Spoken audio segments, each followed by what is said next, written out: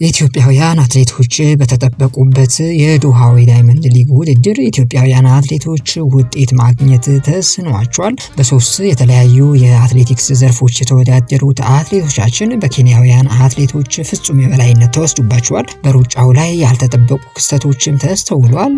ኢትዮጵያን የወከሉ አትሌቶች በኬንያውያን አትሌቶች እንዴት ብልጫ ሊወሰድባቸው ቻለ? ውድድሩ ላይ ምን ተከሰተ? የሚለውና ተያያዥ ጉዳዮችን በዚህ የመረጃ ሰዓታችን የምትሰሙት ቀዳሚው መረጃችን ነው። በሌላ መረጃ ደግሞ በቀድሞ አትሌት ስለሺ ስህን የሚመራው የኢትዮጵያ አትሌቲክስ ፌዴሬሽን ያልተጠበቀ ከባድ ውሳኔ አሳልፏል።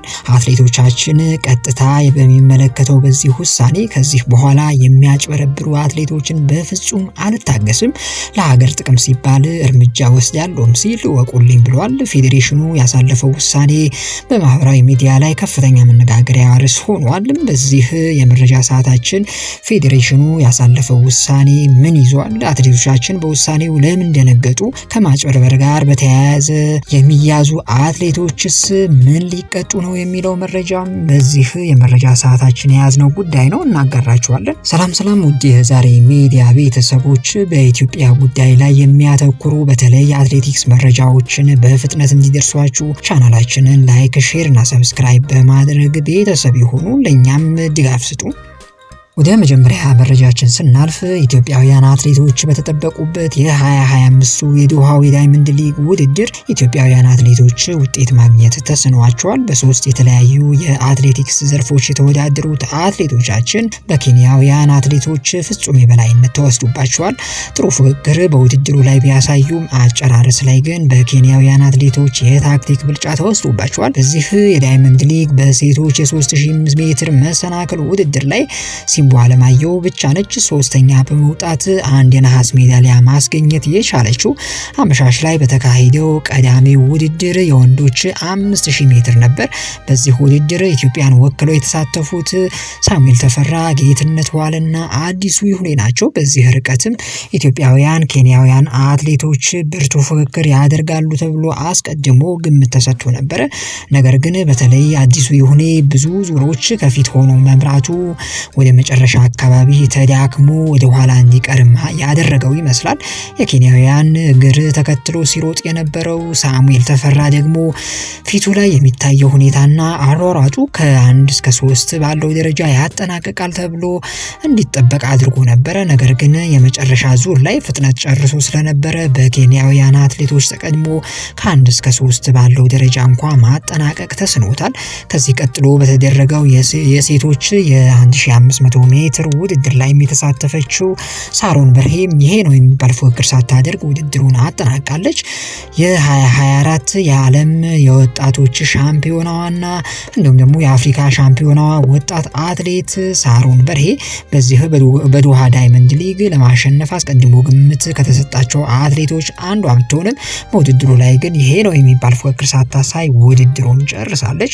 በሴቶች የ3000 መሰናክል ውድድር ላይ ለወርቅ የተጠበቀችው ሲምቦ አለማየሁ እስከ መጨረሻ ተፋልማ በመጨረሻ ግን የሶስተኛ በመውጣት የነሐስ ሜዳሊያ አስገኝታለች።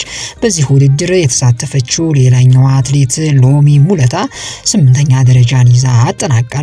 በተለይ በሴቶች የ3000 መሰናክል ውድድር ላይ የምትሳተፈው ሲምቦ አለማየሁ ወርቅ ታመጣለች በሚል ቅድመ ግምት የተሰጣት አትሌት የነበረች ቢሆንም በዚህ ውድድር ግን አልተሳካላትም። አትሌት ሲምቦ አለማየሁ አሁን ላይ ኢትዮጵያ አሉኝ ከምትላቸውና ትልቅ ተስፋ ከጣለችባቸው ሴት አትሌቶች መካከል አንዷ እንደሆነች ይታወቃል። በነገራችን ላይ የዓለም አትሌቲክስ ፌዴሬሽን አምና በ2024 የዓመቱ ተስፋ የተጣለባት አትሌትም ዘርፍ ሽልማቱን ያሸነፈችው ይህችው አትሌት ሲምቦ አለማየሁ እንደነበረች የሚታወቅ ነው። ይሁንና አትሌቶቻችን ውጤት ሲርቃቸውም ልናበረታታቸውና ልንደግፋቸው እንዲሁም ደግሞ ሞራል ልንሰጣቸው ይገባል። ምክንያቱም ውድድር ነውና መቼም ሁል ጊዜም ማሸነፍና መሸነፍም ያለ ነው። እንግዲህ የማታው ውድድር በዚህ መልክ ተጠናቋል። ወደ ሌላኛው መረጃ ስናልፍ በቀድሞ አትሌት ስለሺ ስህን የሚመራው የኢትዮጵያ አትሌቲክስ ፌዴሬሽን ያልተጠበቀ ከባድ ውሳኔ አሳልፏል። አትሌቶችን ቀጥታ በሚመለከተው በዚህ ውሳኔ ከዚህ በኋላ እድሜ የሚያጭበረብሩ አትሌቶችን በፍጹም አልታገስም፣ ለሀገር ጥቅም ሲባል እርምጃ ወስዳለሁም ሲል እወቁልኝ ብለዋል።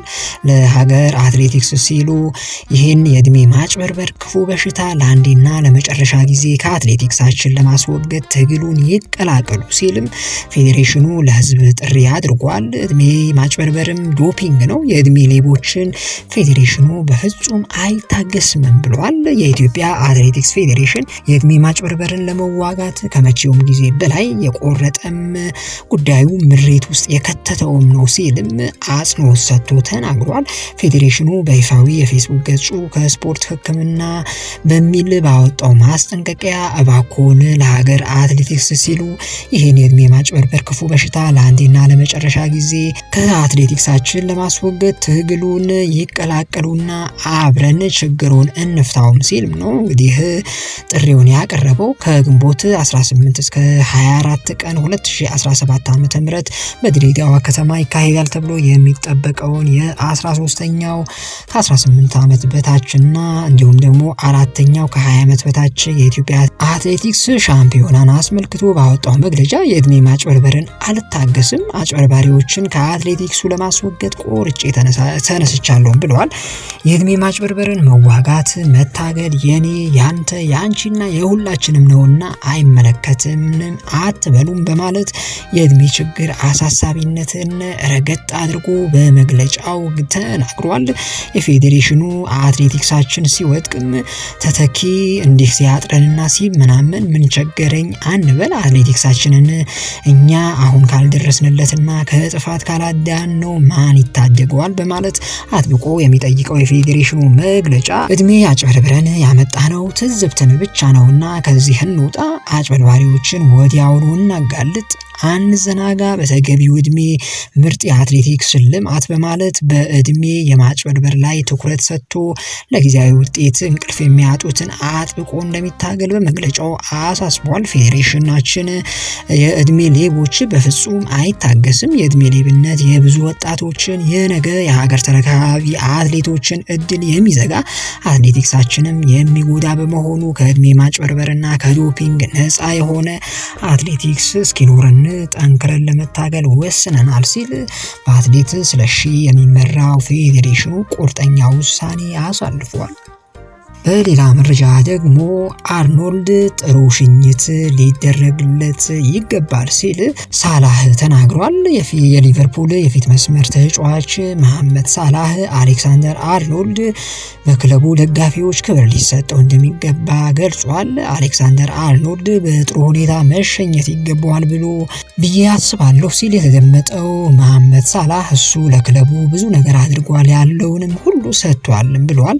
አክሎም ደጋፊዎቹ በሱ ላይ የጨከኑ ይመስለኛል፣ ደጋፊዎች ከዚህ በተሻለ መንገድ ሊሸኙት ይገባል ሲል መሐመድ ሳላህ ተናግሯል። አሌክሳንደር አርኖልድ ሊቨርፑልን እንደሚለቅ ማሳወቁን ተከትሎ የክለቡ ደጋፊዎች በአንፊልድ ተቃውሟቸውን ገልጸውበት እንደነበረ የሚታወቅ ነው። እንደሚታወቀው አርኖልድ በቀጣይ ዓመት የሪያል ማድሪድ ማሊያ ለብሶ ለሪያል ማድሪድ እንደሚጫወት የሚጠበቅ ነው። በሌላ መረጃ ደግሞ ኤፍ ኤ ካፑን ማሸነፍ እንፈልጋለን ሲሉ ፔፕ ጋርዲዮላ ተናግሯል። የማንቸስተር ሲቲ ዋና አሰልጣኝ ፔፕ ጋርዲዮላ የዛሬውን የኤፍ ኤ ካፕ ዋንጫ ጨዋታ ማሸነፍ እንደሚፈልጉ ገልጿል። ዋንጫውን ማሸነፍ እንፈልጋለን ያሉት ፔፕ የኤፍ ኤ ካፕ ውድድር ለኛ አስፈላጊ ነው በማለት ተናግሯል። አክለውም በፍጻሜው ጥሩ እንደምንጫወትና ከክሪስታል ፓላስ ጋር መፎካከር እንደምንችል እርግጠኞችም ነን ብለዋል። ሮድሪ በፍጻሜው ጨዋታ ይሳተፍ ይሆን ተብሎ ለተጠየቁት አሰልጣኝ ፔፕ ጋርዲዮላ ሮድሪ በጥሩ ሁኔታ ማገገሙንና ሁኔታውን መሻሻሉን ገልጸዋል። ነገር ግን ሮድሪ ለማሰለፍ የሐኪሞች ይሁንታ እጠብቃለሁ ያሉት ጋርዲዮላ እሱ ለማሰለፍ ግን አንቸኩልም ሲሉ መልሷል። ውድ ዛሬ ሚዲያ ቤተሰቦች ለአሁኑ የያዝናቸው መረጃዎች እነዚህን ይመስሉ ነበረ። መልካም ጊዜ እንዲሆንላችሁ ተመኘን። ቻው ቻው።